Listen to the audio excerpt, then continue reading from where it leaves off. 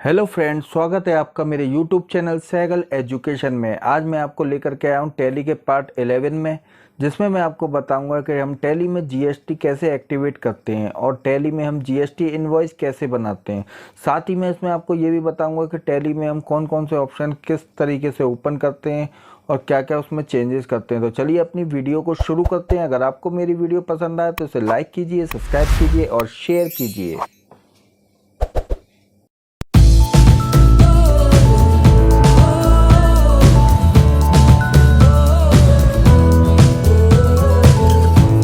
आज की मैं वीडियो में आपको बताऊंगा, देखिए मैं आज की वीडियो में आपको बताऊंगा टैली में जीएसटी हम कैसे एक्टिवेट करते हैं और टैली में जीएसटी इनवॉइस कैसे बनाते हैं।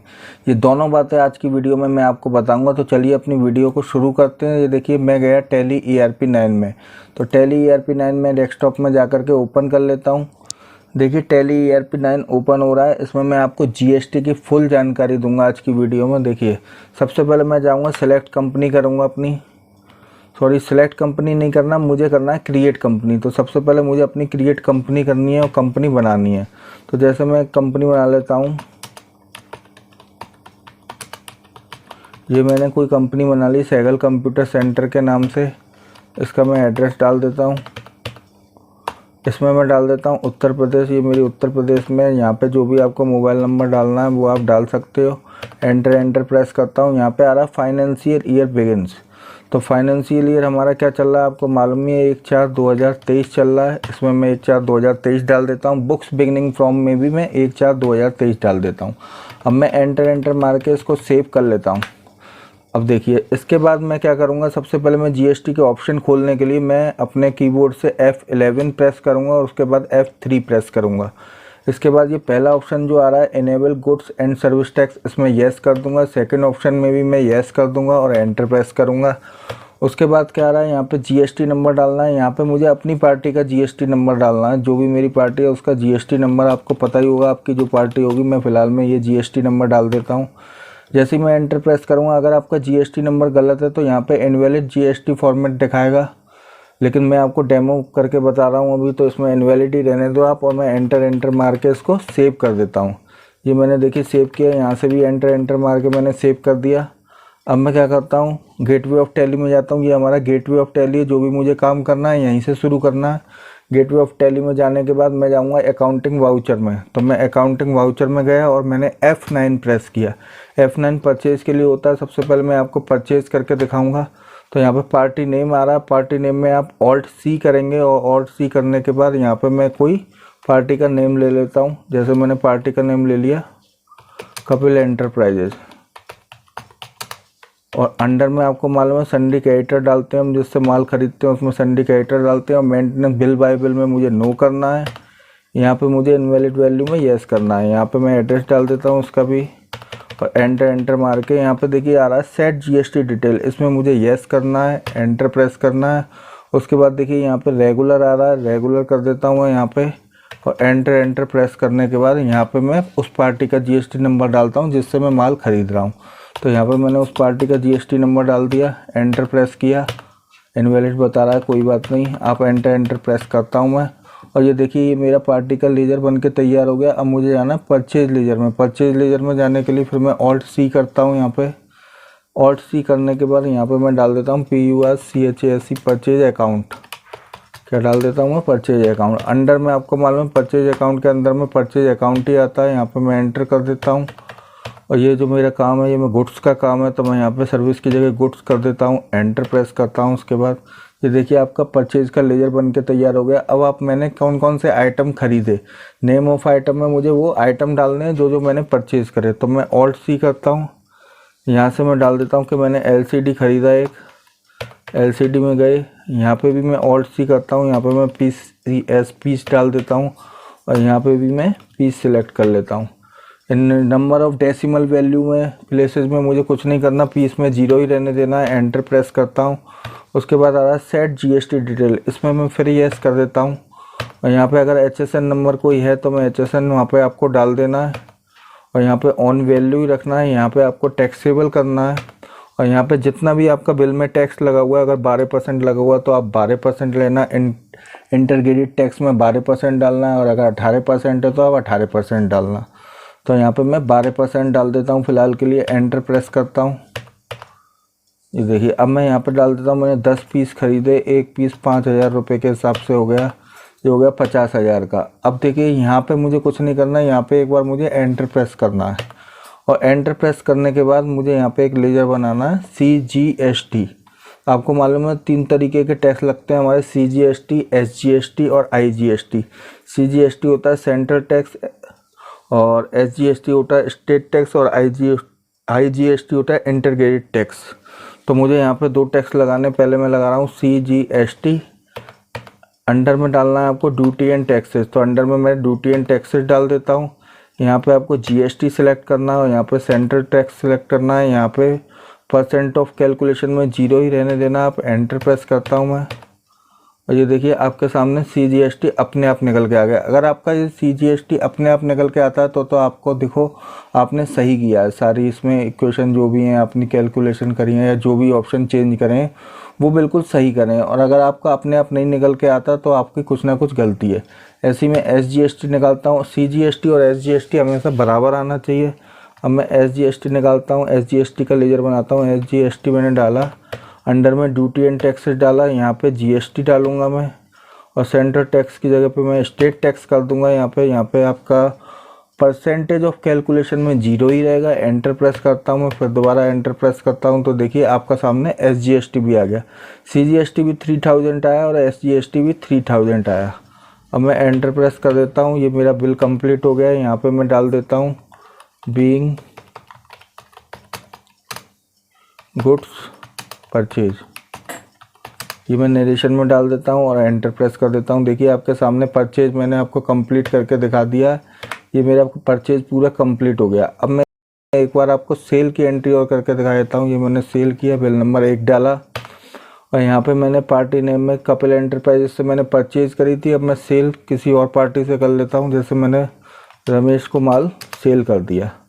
तो एंटर मारा, यहाँ पे सन्डी क्या आएगा, सन्डी डेप्टर आएगा। यहाँ पे मैं सन्डी डेप्टर कर देता हूँ। मेंटेनेंस बिल बाय बिल में मैं नो कर देता हूँ, यहाँ पे यस कर देता हूँ, और यहाँ पे भी इसका एड्रेस डाल देता हूँ मैं, मथुरा से ख़रीदा जैसे मैंने, और सेट GST डिटेल में यस कर देता हूँ। और यहाँ पे आपको सेट GST डिटेल में मैं रेगुलर कर देता हूँ, और रेगुलर करने के बाद यहाँ पे भी मैं GST नंबर कुछ ना कुछ डाल देता हूँ। इनवैलिड बताएगा, कोई दिक्कत नहीं है, डेमो क्लास चल रही है अभी आपकी। एंटर प्रेस करता हूँ। उसके बाद देखिए सेल लेजर आ गया, ऑल्ट C किया मैंने, सेल अकाउंट बनाया। यहाँ पे अंडर में आपके सामने डाल दिया मैंने। सेल के अंडर में आपको मालूम है हमेशा सेल ही आता है, जैसे परचेज के अंडर में परचेज आता है, ऐसे ही सेल के अंडर में सेल आता है। टाइप ऑफ सप्लाई में आपको गुड्स डालना है, तो मैंने गुड्स प्रेस कर दिया। अब देखिए मैंने क्या ख़रीदा था, LCD ख़रीदा था, 10 पीस ख़रीदे थे, 5 पीस में सेल कर देता हूँ। तो मैंने LCD पे सिलेक्ट किया, एंटर मारा, 5 पीस सेल कर दिए। मैंने जितने का भी ख़रीदा था उससे बढ़ा के मैं बेच देता हूँ, जैसे मैंने 8,000 रुपये के हिसाब से बेच दिया। एंटर किया। अब देखिए यहाँ पे मुझे CGST प्रेस करना है सिर्फ। देखिए आपके सामने टैक्स निकल के आ जाएगा। SGST प्रेस करना है, SGST का टैक्स निकल के आ जाएगा। तो देखिए CGST और SGST का टैक्स अपने आप निकल के आ रहा है, तो आपकी एंट्री सही है। अगर अपने आप नहीं निकल के आ रहा तो आपने कुछ ना कुछ गलती करी है। यहाँ पे मैं नरेशन डाल देता हूँ, जैसे मैंने नरेशन डाल दिया यहाँ पे, बीइंग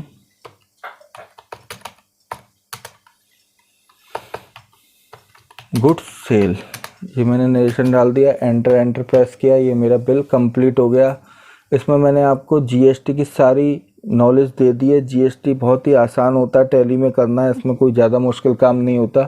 तो GST के सारे ऑप्शन मैंने आपको बता दिए हैं। एक बार मैं DO करके GST में जा करके GST 3B में चला जाता हूँ, और GST 3B में जाने के बाद देखिए इनकम्प्लीट मिसमैच इन्फॉर्मेशन, यहाँ पे 0 आ रहा है। अगर मैंने कुछ गलती करी होती तो यहाँ पे एरर आ रहा होता, 1 2 3 कुछ भी एरर आ सकता है।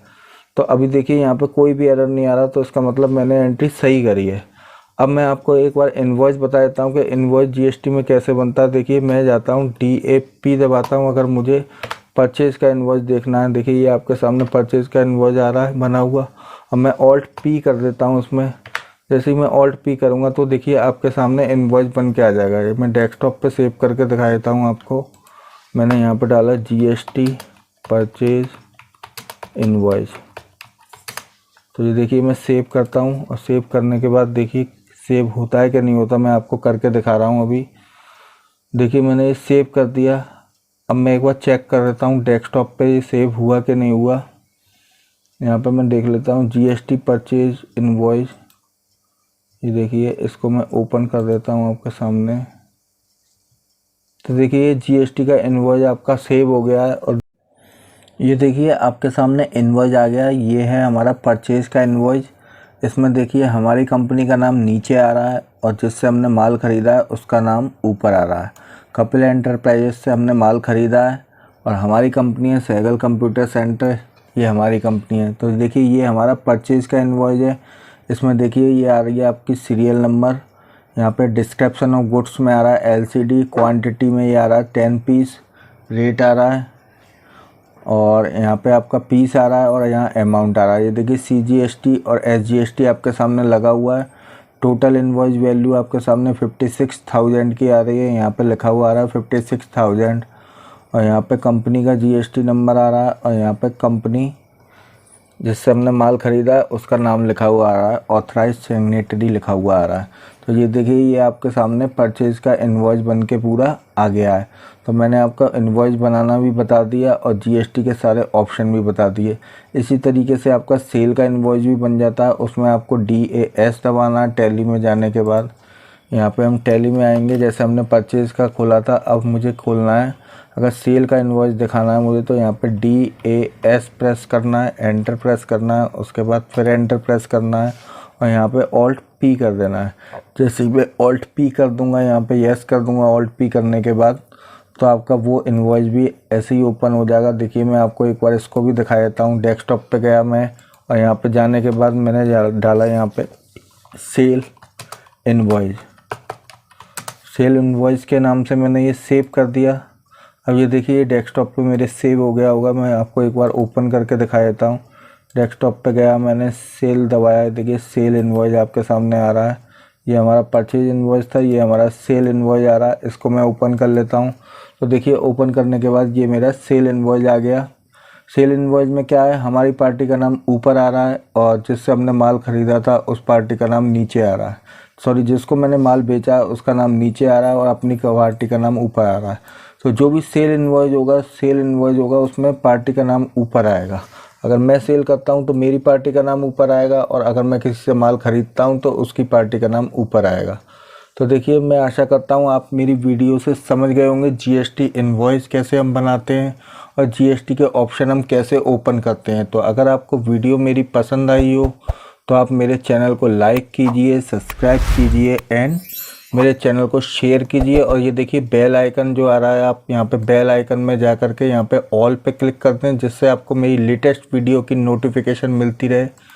और ज़्यादा से ज़्यादा आप मेरे चैनल को लाइक, सब्सक्राइब और शेयर कीजिए। Thank you very much.